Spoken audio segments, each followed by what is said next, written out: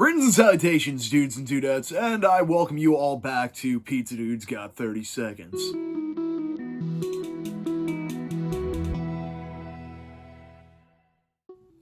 I hope you all enjoyed the last episode, and of course there's many more to come in the future. Today we're going to be talking about the Turtles appearing in other comic books. Now, if you're Peter Laird and Kevin Eastman, and you create a comic book as a joke, only to find out that it ended up outselling the Avengers, you are going to be hustling and trying to expose your comic book creation as much as possible. If it hasn't been stressed enough on Beyond the Shell, Kev and Pete were putting the Turtles in pretty much everything back in the day. So that's what we're going to be looking at today. The qualifications for this episode are just going to be short stories featuring the Turtles in another comic book. Now, I would want to mention two comic books before we get into the main course here. First off, Preteen, Dirty Mean, Kung Fu Kangaroos. I just wanted to mention this one, seeing how I couldn't find it for the knockoffs episode of Beyond the Shell. And this features a random cameo of Donnie in it, and it's a alright knockoff book. I just wanted to mention it just because I couldn't find it for the knockoff episode proper.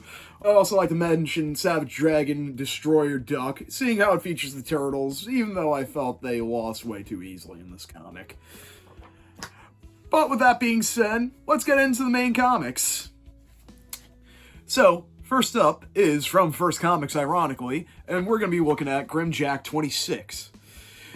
Grimjack was a pretty awesome cyberpunk series created by John Ostrander of Kermit Squad fame.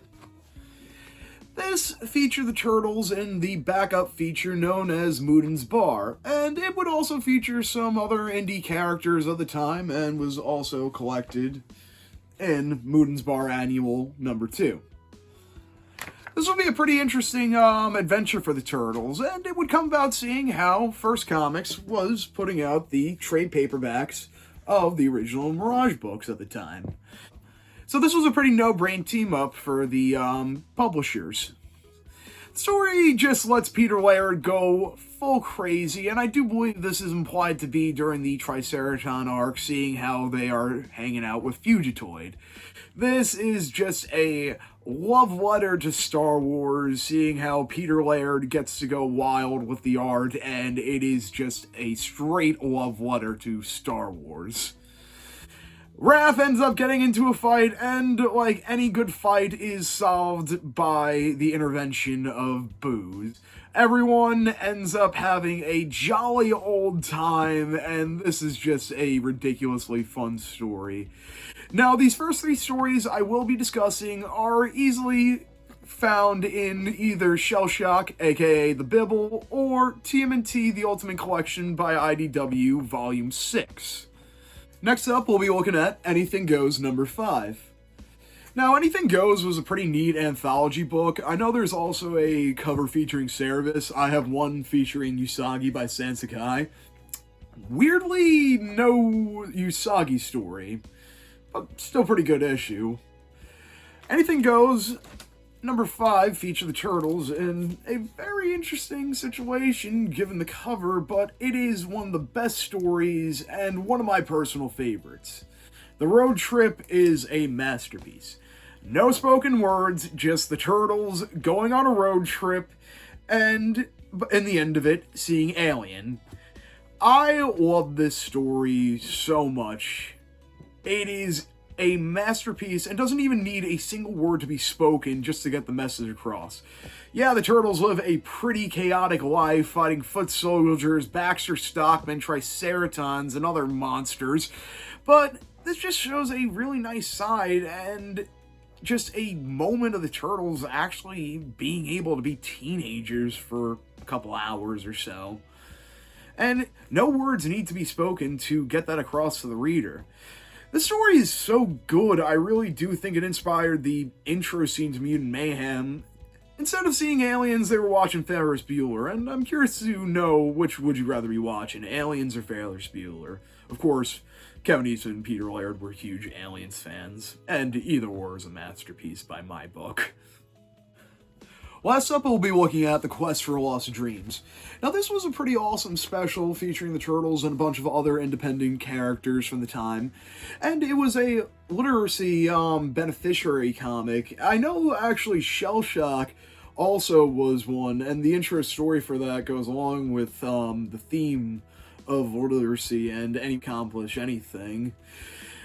Though, that story compared to the one in this is night and day, as it features the Turtles and Master Splinter going to Central Park. And side note, I always love when the Turtles actually go to a NYC location. Just one of my little nitpicks as a New Yorker. I always love seeing them in actual city locations. It features Leo taking a dive into the Central Park pond, fighting eldritch horror, and claiming the sword of Excalibur in the process. This is just an insane story, and I did not know initially it was for this comic. So reading it in the Ultimate Collection was so bizarre for the first time, where I was like, wow, Leo just claimed Excalibur. The Mirage comics are wild, not knowing it was featured alongside other artifacts claimed by other independent comic book characters. And like I had said, this was the last of the classic Mirage era, and the next three comic books we'll be taking a look at came out during the mid-90s and early 2000s. Now, I'll be showing a censored version of the cover of this comic, but we'll be taking a look at White Trash Turtle Gumbo, featured in Heavy Metal magazine from September of 1993.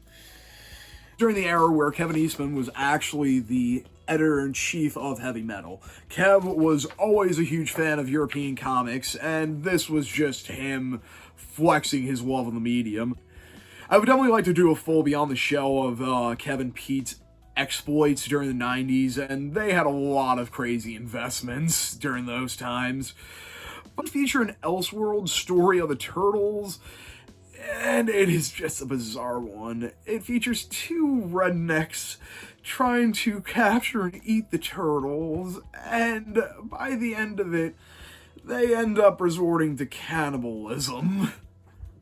I kid you not, that it is one of the most bizarre turtle comics I have ever read, and this is very early 90s stuff, so like, this is saying something compared to all the slop that was coming out during that era. This is a interesting one, and I really don't collect heavy metal, so I don't know the value of this comic, but I believe I got mine for about like 15-20 bucks. So if you're looking for a utterly weird turtle comic comparable to the 9 Lives of Garfield, yeah, pick this one up. Now the next comic we'll be looking at actually is quite funny, seeing how I was made aware of it from a fan-made comic, The Shredder by Andrew Modine and Jim Lawson. Shout out to Arsini. That Forever War video is in the works, man. Expect that soon on the Beyond the Shell series. But I was made aware of Big Bang Comics number 10, which is a pretty interesting comic, as it does feature the Turtles, but it does more primarily feature Shredder in a more prominent role, seeing how Shredder going up against this character known as Galahad right here, and he is part of kind of the Gary Carlson part of the Image universe there in the 1990s, as he had the character the Night Watchman actually feature in Volume 3 of the Image run.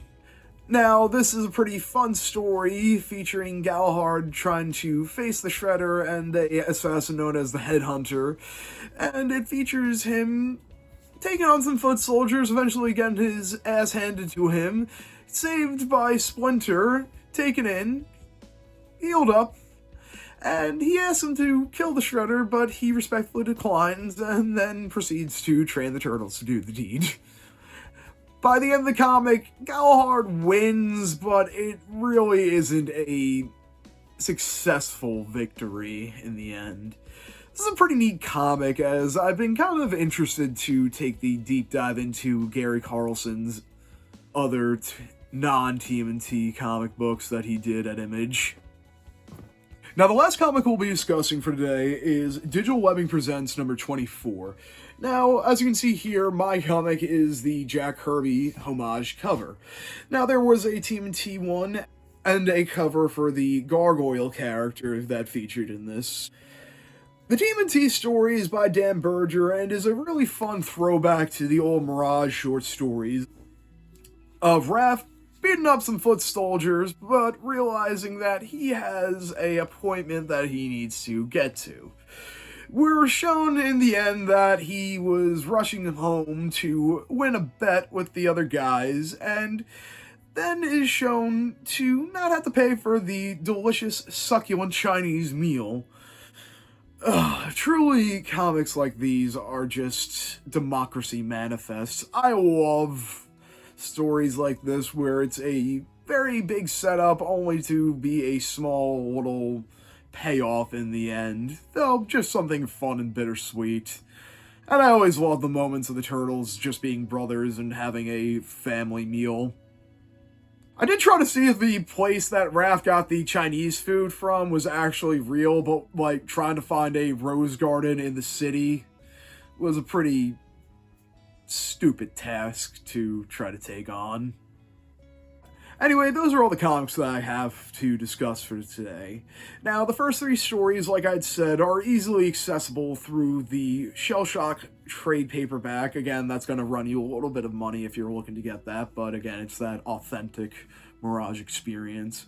But if you're looking for a more recent edition of these stories, you can find them in the IDW Ultimate Edition Volume 6. And it's pretty neat seeing how it does feature commentary from Pete and Kev. Now, the final three stories are a little bit more tough to track down. The Metal book you can easily find on eBay for around 15 to 20 bucks. Big Bang, definitely you can find that for the cheap, but Digital Webbing Presents is definitely going to run you some money. That was a very lucky con find, and man, some of those prices on eBay are utterly disgusting. So I hope you enjoyed the video and you could find these stories. So please remember to like, subscribe, and praise the mighty... Oh my goodness, sacrilege. Praise the mighty Jimmy, and have yourself a fantastic day. And always remember, forgiveness is divine, but never pay full price for late pizza.